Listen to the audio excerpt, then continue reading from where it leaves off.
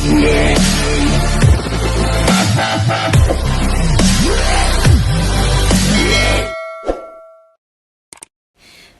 day everyone. For today's video, graduation ng aking anak, senior high with honor. Of the Senior City, school year 2024 to 2025, with the theme, Generation of Unity, Partners for the New Philippines.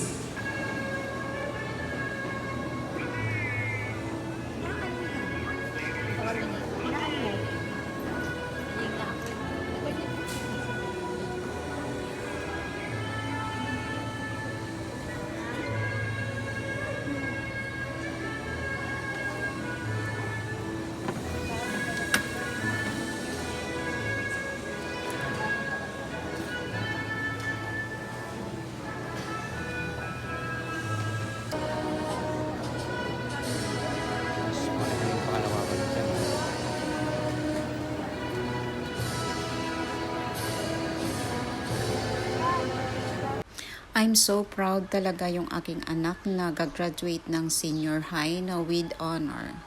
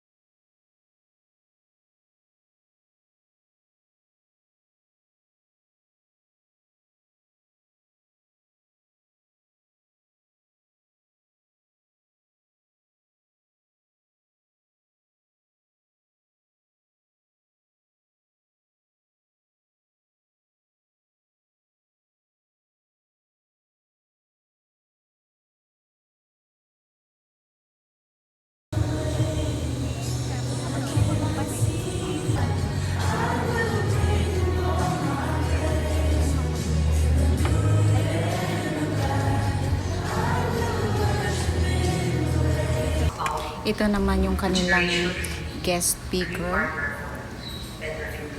In order for us to build a new nation or a better community, we need to firm up our youth leaders and our youth. And we can only do this by firming up or having young children and young adults with firm foundation. So how do we do that? First, to our graduates and leaders, first is you have to start building up yourself.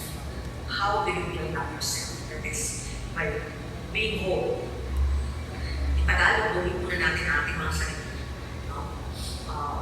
How do we start doing that? First is you acknowledge you're very poor. You're very foundation, and that is your family. The family which taught you a lot of life lessons. Your parents who have given you values in life which you can learn from. Listen to your parents. I think walang magulang na nagtuturo ng masama para sa kanila. So, to our youth, makinig pa rin tayo at lalo rin tayo kahit paulit-ulit sila at paulit, you may find that ulit our parents, we have to listen to them. So, marami tayong matututunan sa kanila. So, we can only strengthen yourself and only build up your own personality and character by having a strong foundation in the family. So acknowledge your family first. You are all in your time. You have, to our young leaders, you have the gift of time and the gift of opportunity. Always remember, now is the time for you to shine. Sabi ng medyo may mga edad nakakatanda. Marami pa kayong kakainin bigas, pero make sure you take advantage of the opportunity. Always remember that for every action and decision, there is a corresponding consequence. And sometimes it leads to an opposite direction. What you do today will dictate what kind of future and tomorrow you have. So there's this saying that says the enemy of complacency is the enemy of success. And avarice is the enemy of excellence. Never be complacent.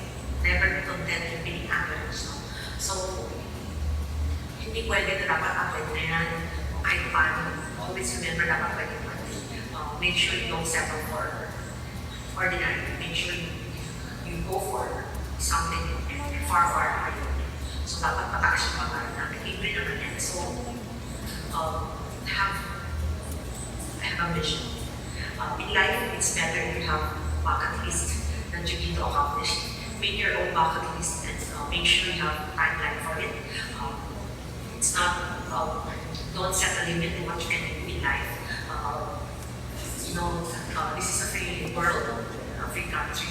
Make sure you have dreams and it corresponds to your talents God has given you. So, huwag kayong madakot sa mga ngarap mo. Malayo na yung mga but make sure it's always a combination of hard work and discipline and prayers, of course. You have to learn from your mistakes likewise. Do not be afraid to commit mistakes. Make sure you learn from it and you rise above. No one is capable of doing things right. It's always a matter of doing it over and over again. You get better in doing things. So, learn from your mistakes and don't be afraid to take risks in your life. Be responsible. Digital natives. Our young leaders, our youth are digital natives. I know you spend most of your time in the social media and other platforms. Mas marami pa mayagan yung oras natin sa doing our thing without internet. Than all other activities. But I have nothing against it. What is important is you are responsible in doing so. Make sure you are improving yourself. The biggest room for improvement is your ability to adapt and evolve with the changing world. Alam natin na no one's to learn. I hope you mga kabataan ngayon, you are into it. For as long as you are growing. Of the graduating students of Holy Rosary Academy of the Pinas City, school year 2024 to 2025, with a total of 168 students. Verified by Ms. Nadia Canlas, registrar, they have satisfactorily completed the requirements of the secondary education curriculum prescribed by the Department of Education for Senior High School of the Holy Rosary Academy of the Pinas City. May I now request the confirmation of their graduation. By the power vested in me, and by the virtue of certification made by Ms. Elsa Santos, that you have satisfactorily completed all the requirements of the secondary education curriculum prescribed by the Department of Education for Senior High School of the Holy Rosary Academy of Las Piñas City, I hereby confirm your graduation this 10th of April 2025 here at your second home. Of academic and special awards. Loyalty Award. This award is granted to graduating students who are residents in the school from grade 7 So or start until na graduation sa in senior high school. pag-contribute ng They kanilang have good values and orientation diploma at such as magbigay respect ng for the mga rules and awardees. regulation, practices, customs, and traditions, and faithful in upholding the Christian ideals, principle, and noble cause and objectives of their alma mater. Leadership Award. The Leadership Award is granted to competent students for doing selfless dedication to any assigned tasks and has the ability to mobilize and motivate his or her group.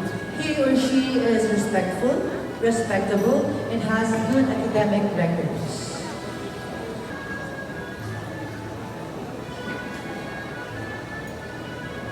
Bernie B. Josalva, with honors.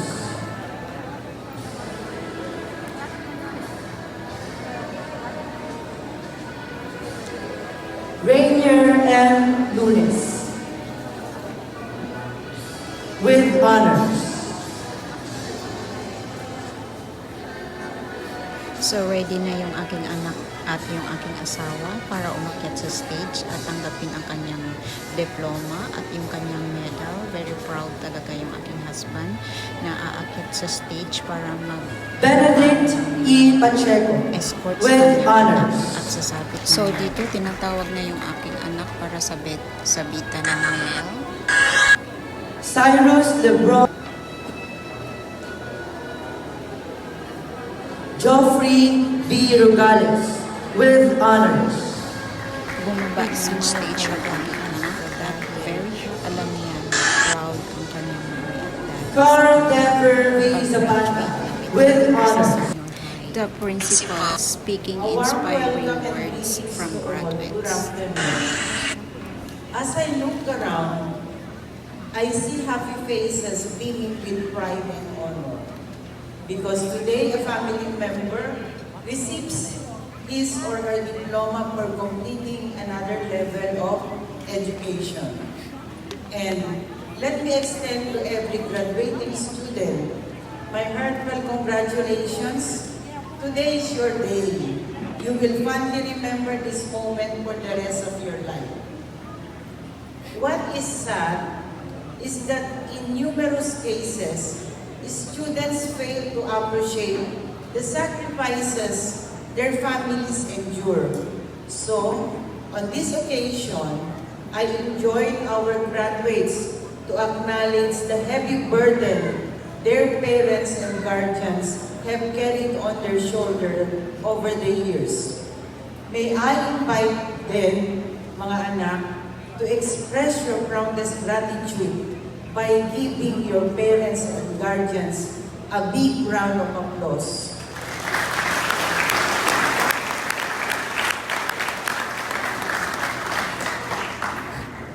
Choose what you are capable of doing.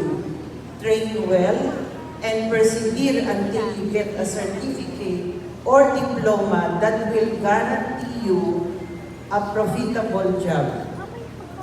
Whatever the field of endeavor is, you need to value the kind of education that you go for because according to the late Nelson Mandela, the great African leader, education is the most powerful weapon which you can use to change the world.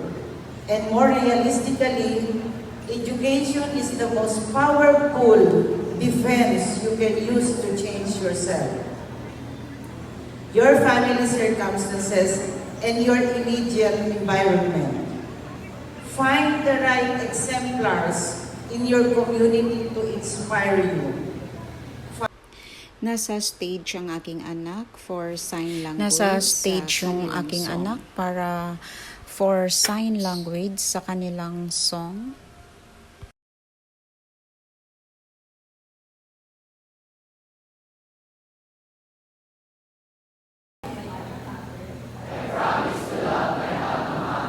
The Holy Rosary Academy of Las Piñas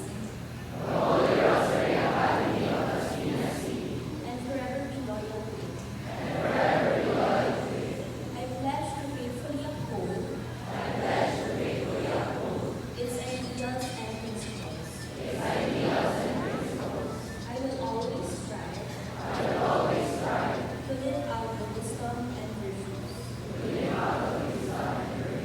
I acquired from my beloved school to best serve God and my country. So help me God.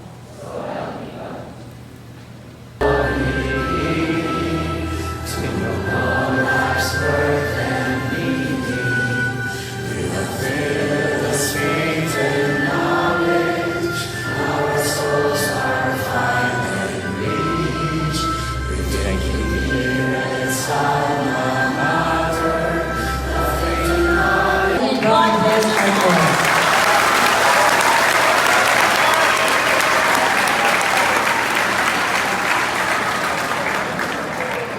The exit of the administrative staff, HRA faculty, and the graduates.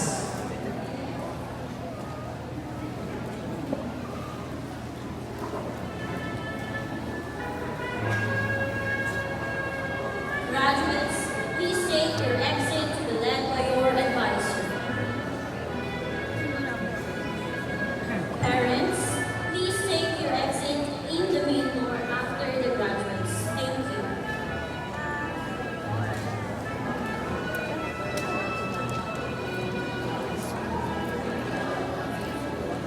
Wait lang, hindi pa tapos. Wag mo lang. At dito nagtatapos ang kanilang congratulations, graduates. Congratulations to your new lives in college.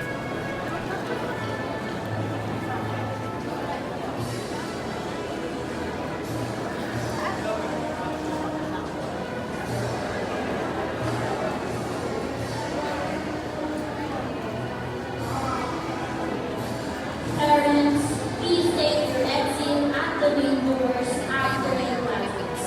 Thank you. Dad, huwag mo tanggalin na. Dami. Hindi kasama nila. Huwag mo na tanggalin na. Kaya nga kayo mo kami.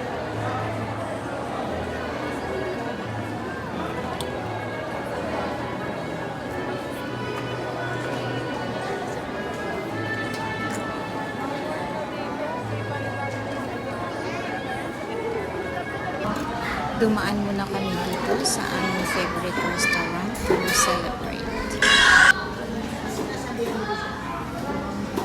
At syempre pa, hindi mawawala ang pinaka-favorite na dessert, halo-halo. Bakit ang Jollibee yan, ah?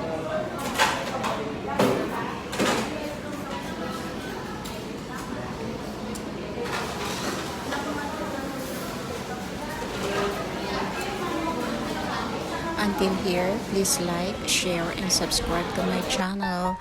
Bye everybody!